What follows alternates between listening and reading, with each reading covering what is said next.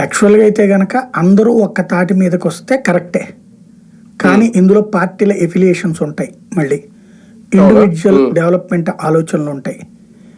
ఇది హైందవ శంకరావం పిలుపు కాదు వాస్తవంగా. తర్వాత అదేనేది వీళ్ళు కొంతమంది మాట్లాడుకున్నటువంటిది అంతే. వాళ్ళు పెద్ద పెద్ద పీఠాధిపతులు కాదు నాకు తెలిసి. అందరూ ధర్మ జాగరణ కోసం పనిచేస్తున్నారు, కష్టపడుతున్నారు. అందులో హిందుత్వాన్ని గురించిన ఎంకరేజ్మెంట్ చేస్తున్నారు.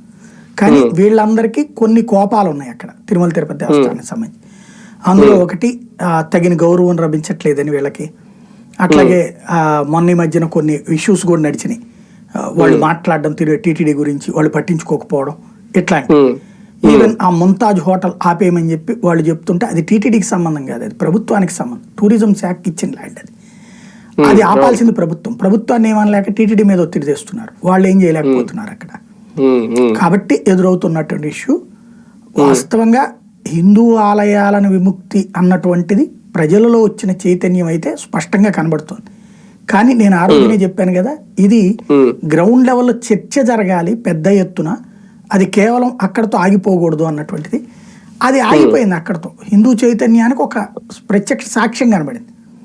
What next? ఎక్కడికక్కడ ఆలయాలలో తప్పులు చేస్తున్నప్పుడు నిలదీయమని పిలిపించారు కదా శంకరరావు. అందులో భాగంగా వీళ్ళు అమలు చేసినట్టు అనుకోవాలి. అయితే ఇది ప్రతి చోట జరుగుతోందా మీకు? లేదు కదా. అది ప్రజలు అడిగే పరిస్థితి వచ్చినప్పుడు మార్పు వస్తుంది. సార్ ఇందులో